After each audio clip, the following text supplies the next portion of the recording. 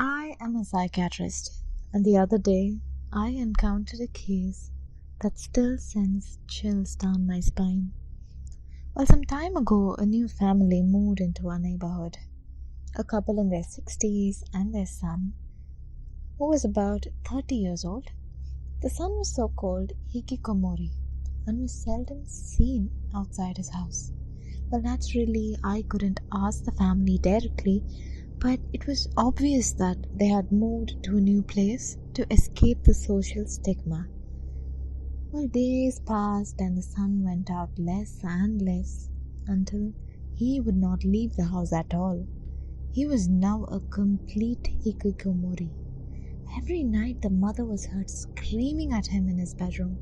When I sometimes chanced to meet her on the way to groceries, she would smile at me, but she always looked pale and haggard. A year and a half passed since I had last caught a glimpse of that son, when his father came to me and said, "Could you please come or visit us tomorrow?" Well, I had never been involved with them personally or as a doctor, but then we were neighbors and neighbors are supposed to help each other out, so I agreed to go. Well, the next day when I visited them, both the father and the mother welcomed me at their door. "Please come in this way," the mother said, as she led the way to her son's bedroom.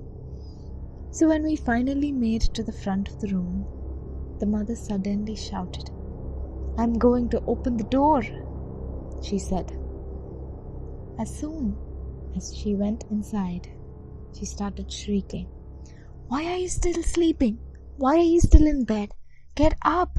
She tore the dovet off the bed, and I saw what was lying there and was struck dumb with disbelief.